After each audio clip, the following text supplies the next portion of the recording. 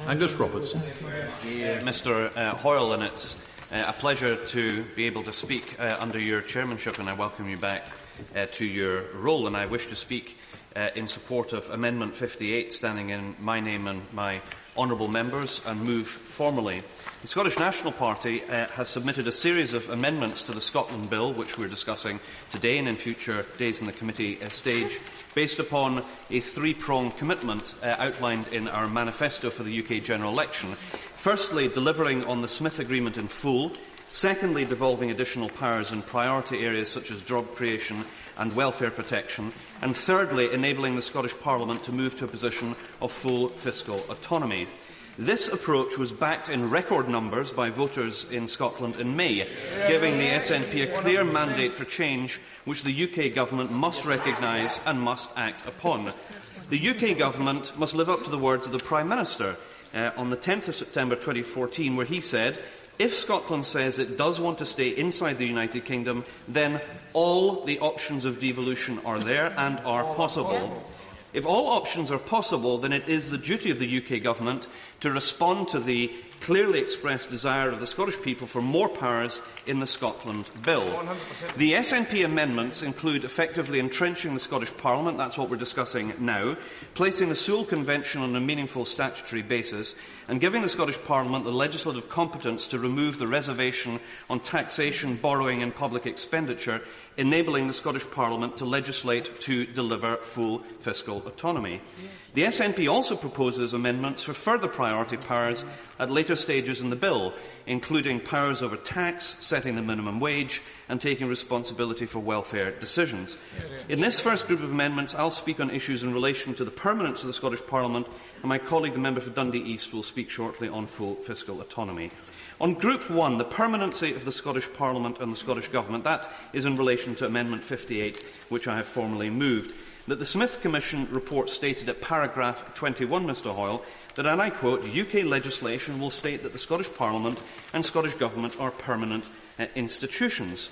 However, in its analysis of the draft clauses published by the UK Government, the Scottish Parliament's Devolution Further Powers Committee raised two main issues. I should stress, as I did in the previous stages, Mr Hoyle, that is an all-party committee involving members from the Scottish National Party, the Scottish Labour Party, the Scottish Conservative Party, the Scottish Liberal Democrats and the Scottish Green Parties. Of course, I give way to the Scottish Secretary. I think, Mr Hoyle, it is important just to get on the record that Alex Johnson, MSP, has made it perfectly clear that his remarks and participation in the committee is not to be conflated with the SNP press release that was issued at the time of the committee's reports. Mr Johnson is very clearly supportive of the committee's report, but not of the SNP's attempt to distort that report. Well, no doubt it's a relief to you, Mr Hoyle, that I'll be confining my statements to those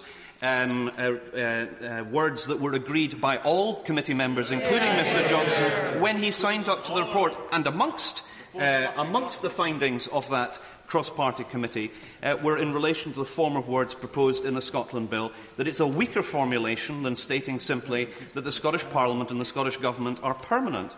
We agree with the view of the Scottish Parliament's Devolution Further Power Committee, and Mr Johnson, incidentally, at paragraph 47 of its report, where it finds that the committee is of the view that the inclusion of the words "is recognised" in draft clause 1 has a potential to weaken the effect of this clause, which would be unfortunate given the all-party agreement to this recommendation as part of the Smith Commission, and the views expressed to us by the former Secretary of State for Scotland that he perceives that the permanence of the Scottish Parliament and the Scottish Government is guaranteed. The committee was also told by the former Secretary of State that he was open to recognising the wording of draft clause 1, but changes were not made in the published bill. This suggests that the government may be open to amendment.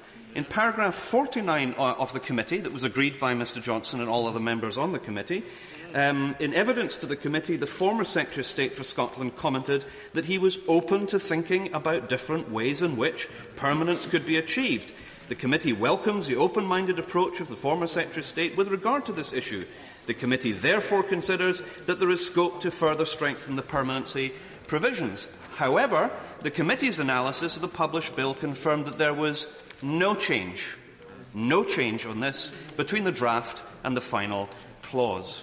On the issue of additional protection, the Devolution Committee called for additional protection in paragraph 20 of its interim report, supported by Mr Johnson and all other members of the committee. And in that paragraph it says, the committee considers that the effect of the clause on permanency, as currently drafted, is primarily declaratory and political rather than legal in effect. The UK doctrine of parliamentary sovereignty makes achieving permanence problematic. The committee recommends that the Scottish electorate should be asked to vote in a referendum if the issue of permanency was in question, with majorities also being required in the Scottish Parliament and the UK Parliament. That's the purpose of the SNP amendment that we will be moving. Of course I give way to the honourable gentleman. I'm obliged. Does the honourable member genuinely believe that there is a circumstance whereby the permanency of the Scottish Parliament could be called into question without the voice of Scottish people being heard? Yeah, exactly. Well, can I gently encourage the honourable gentleman, who I congratulate on his election to this place, to remind himself of the position of his own party in the run-up to the referendum on Scottish devolution and what its position was. It was totally opposed to devolution, so he will perhaps understand why those of us on this side of the House that have consistently supported Home Rule wish to see that reflected in this legislation which we are discussing, and he'll have the opportunity of supporting the SNP amendment later on this evening. Of course I give way to the honourable gentleman. If indeed there is absolutely no threat whatsoever to the Scottish Parliament, then why not put it fully on the face of the bill, as the honourable member suggested? The honourable gentleman makes an excellent point, and hopefully the House doesn't need to divide on the issue, because if there's support from the Labour benches and there's support from the government side, then everybody will be satisfied, and we can move forward. In legal terms, there is nothing to stop the Westminster Parliament from repealing Clause 1 according to the doctrine of parliamentary sovereignty and the associated norm that one Parliament cannot bind its successors. The Scottish Government produced an alternative clause. May I just make some progress? And of course I'll give way to the honourable gentleman. The Scottish Government produced an alternative clause which includes a double lock, requiring that the clause cannot be repealed without the prior consent of the Scottish Parliament and the people of Scotland voting to abolish the Scottish Parliament in a referendum conducted for that purpose. This Scottish Government clause formed the basis of our amendments, and I give way to the honourable gentleman. Very grateful for the honourable giving way. I've got no objection to what he's trying to achieve, but could you just clarify in terms of his amendment? It says the Scottish Parliament is a permanent part of the United Kingdom's constitution. As we actually have a country that doesn't have a constitution, could he actually just identify what the legal definition of this issue is constitutional? Well, the honourable gentleman knows, of course, there's not a constitution in the UK. We're a strong supporter of the constitution, whether for the UK or for Scotland, and it's on the basis of custom and practice. And if we legislate on the matter, then that will be an appropriate safeguard. Our approach strengthens the declaratory. I'm making the point that our approach strengthens the declaratory and political effect of the clause. It also acknowledges both the position of the Scottish Parliament and the long-standing sovereign right of the people of Scotland to determine the form of government best suited to their needs, as recognised in paragraph 20 of the Smith Commission report. And that says that reflecting the sovereign right of the people of Scotland to determine the form of government best suited to their needs, as expressed in the referendum on the 18th of September 2014, and in the context of Scotland remaining within the UK, an enhanced devolution settlement for Scotland will be durable, responsive and democratic. Turning to more general concerns about Clause 1, of course, and for a last time. Well, I'm just trying to be helpful, because in terms of the wording, United Kingdom Constitution, that may well go down in an amendment, but has it got any legal enforcement in terms of how it's written? Because unlike another, for example, if you put in an amendment to the American Constitution or anywhere else that's got a written constitution, that would be therefore legally binding. What is therefore the status of this as it's framed? Yeah, well, it's making the point that by passing legislation with its express wording, it's going to be very difficult for people to go back, and it's not that difficult a concept to grasp. Returning to my comments, the Scottish Government also noted in its response to the Devolution Committee's interim report that both the House of Commons Political and Constitutional Reform Committee, and I'm looking at the honourable gentleman who served with great distinction as the chairman of that committee, as I was pointing out, that both the House of Commons Political and Constitutional Reform Committee and the House of Lords Select Committee on the Constitution raised concerns with these aspects of the UK Government's clause.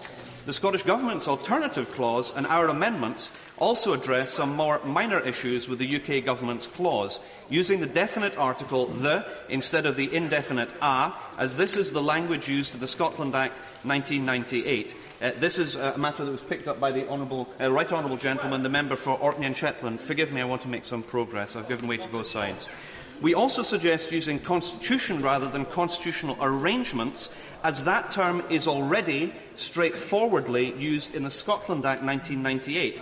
Constitutional arrangements is a term most commonly used to refer to the governing arrangements of bodies and offices, and is therefore inappropriate for describing the governance of Scotland. This is politically important for both the Conservatives and the Labour Party, given that the very first words of the vow were, and I quote, "The Scottish Parliament is permanent and extensive new powers to the Parliament will be delivered." Equally, in his foreword to the Smith Commission, Lord Smith made clear that the Scottish Parliament, and I quote, "will be made permanent in UK legislation," end quote. The main body of the report, however, had a slightly weaker formulation, and I quote, "UK legislation will state that the Scottish Parliament and Scottish Government are permanent institutions." The fact that the cross-party Scottish Parliament Devolution Committee, including the Scottish Conservative Party, and now through amendments to this section of the bill, the SNP, the Liberal Democrats and Labour have sought to deliver a stronger legal protection for permanence, suggests that the Westminster Conservatives are the only partners in the Smith deal who hold the softer interpretation of what Smith was proposing. As an entirely sensible safeguard, the SNP has proposed an amendment securing a double lock to protect the Scottish Parliament that we will be formally moving Mr Amos later on in proceedings. That's SNP Amendment 58, that the Scottish Parliament is a permanent part of the United Kingdom's constitution, that it may only be repealed if the Scottish Parliament has consented to the proposed repeal, and that a referendum has been held in Scotland on the proposed repeal, and the majority of those voting at the referendum have consented to it. This amendment is to ensure that the Scottish Parliament can only be abolished with the consent of the Scottish Parliament and the Scottish people after a referendum, and we look forward to pressing that to a vote later this evening.